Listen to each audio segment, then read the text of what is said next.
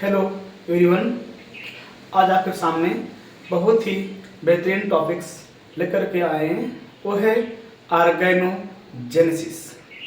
और ये topics mostly competitive exam में भी पूछी जाती है और बीएससी थर्ड ईयर में भी इसको पढ़ना रहता है। हम बातें करते हैं ऑर्गेनोजेनेसिस क्या होती है। हम बात करें पहले, ये है ऑर्गेनोजेनेसिस।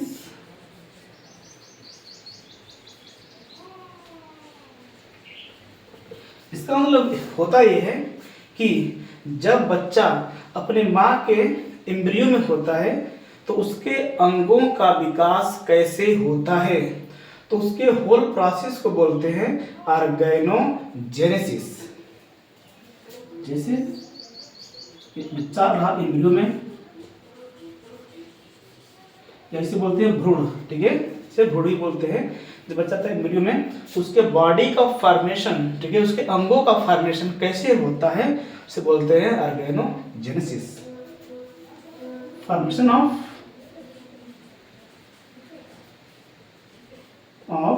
ऑर्गन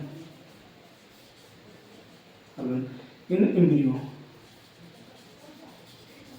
ठीक है, इन एम्ब्रियो। यानी जो बच्चा होता है एम्ब्रियो में उसका फॉर्मेशन कैसे कैसे होता है, इस बात को इस पे मेंशन करना है। ओके फ्रेंड्स, लिखा गया है ऑर्गेनोजेनेसिस। लिखा गया है by the end of first month, by the end of first month heart development 4 week, यानी कि फर्टिलाइजेशन के, ठीक है, जब भी होता है फर्टिलाइजेशन, जब 1 महीने पूरे हो जाते हैं, तो जब फर्टिलाइजेशन में 1 महीने पूरे हो जाते हैं तो देखा जाता है कि सबसे पहले हार्ट डेवलप करता है। ठीक है, होता है हार्ट डेवलप करता है, ठीक है, तो हार्ट डेवलपमेंट होता है 4 वीक, यानी 1 महीने में। नेक्स्ट है सेकेंड मंथ, यानी दूसरे महीने की बात की गई है। Second month limb and digit, ठीक है, यानी जो हाथ और पैर होते हैं, जो उंगलियां होती है, उसका डेवलपमेंट होता है। ये कहा गया है 8 वीक, यानी 2 महीना, ठीक है, यानी 2 महीना कहा गया है। आगे देखिए लिखा गया है फिफ्थ मंथ, यानी 5वें महीने की बात अब की जा रही है। इसमें लिखा गया है फर्स्ट मूवमेंट ऑफ बेबी, यानी कि जब बच्चा अपनी माँ के एम्ब्रियो में 5 महीने का हो जाता है तब वह धीरे धीरे मूवमेंट करना शुरू कर देता है, यानी गति करना शुरू कर देता है, बोल सकते हैं इसको है गति, ठीक है, यानी हिलना डुलना बोल सकते हैं। और इसमें 2 प्रोसेस होते हैं 5वें महीने में। हेयर डेवलपमेंट, यानी कि बच्चे के बॉडी पे हेयर का डेवलपमेंट हो जाता है, स्टार्ट धीरे धीरे हो जाते हैं। नेक्स्ट है नेल डेवलपमेंट स्टार्ट, यानी जो बच्चों के नाखून होते हैं वो भी धीरे धीरे 5वें महीने से डेवलप होना शुरू कर देते हैं। आगे है by the end of second trimester, bye the end of second trimester. अब पहले हम आपको बताना चाहेंगे कि व्हाट इज ट्राइमेस्टर, यानी कि ट्राइमेस्टर होता क्या चीज है। जैसे कि अगर हम बात करें ट्राई, आसान शब्दों समझिए, ट्राइमेस्टर,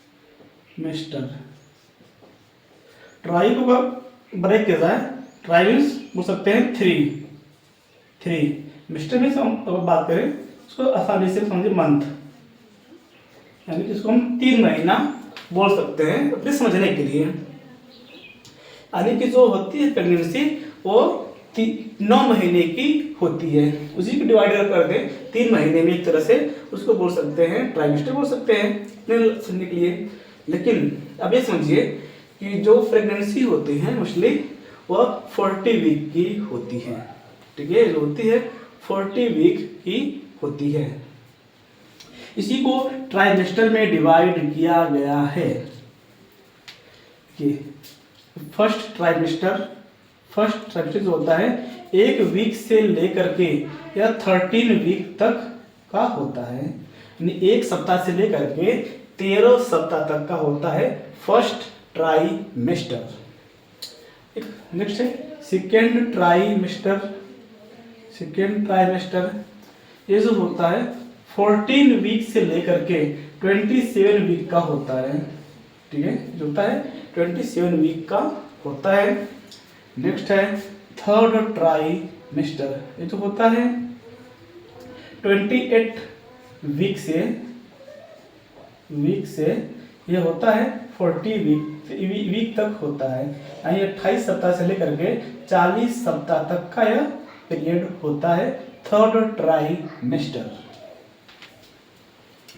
मुझे आशा है कि आपको अगर ट्राइमेस्टर आसानी से समझ में आ गया होगा।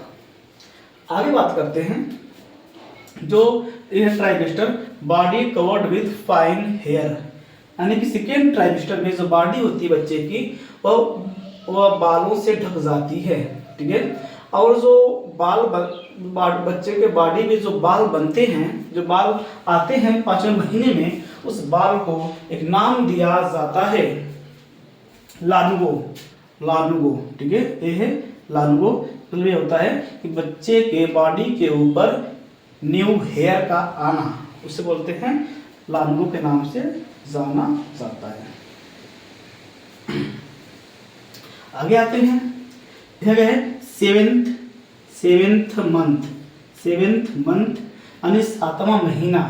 जब बच्चा 7 महीने का हो जाता है तब होता है सेंसेशन फॉर साउंड, ठीक है, सेंसेशन फॉर साउंड, यानी कि जो हलचल होती है वह उस हलचल को एक तरह से पहचानना या जानना शुरू कर देता है कि हलचल क्या होती है, ठीक है, सेंसेशन।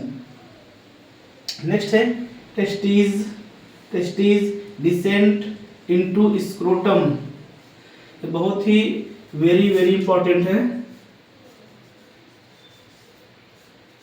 ठीक है, यानी जो टेस्टीज होती है इन मेल, ठीक है, अगर बात करें बॉय में, इन मेल में जो टेस्टीज होती है वो 7वें महीने में, ठीक है, वह 7वें महीने में स्क्रोटम में आ जाती है धीरे धीरे, ठीक है, वो 7वें महीने में स्क्रोटम में आ जाती है। और इसके पहले जो टेस्टिस होती है वह स्क्रोटम में नहीं रहती है, ठीक है। तो जो टेस्टिस होता है उसका फॉर्मेशन धीरे धीरे आती है, कहाँ पे, स्क्रोटम में आती है 7वें महीने में। नेक्स्ट है 9th मंथ। तो 9th मंथ होता है फीटस फुल्ली डेवलप, जो फीटस होता है कैसे यह फुल्ली डेवलप हो जाता है, फिर 9th मंथ में बच्चे की डिलीवरी हो जाती है, ठीक है, डिलीवरी एक्चुअली हो जाती है, ठीक है। आई होप आपके वीडियो बहुत ही अच्छी लगी होगी। अगर वीडियो आपको अच्छी लगी हो तो लाइक, शेयर, सब्सक्राइब करना ना भूलें। मिलते हैं किसी नेक्स्ट वीडियो में।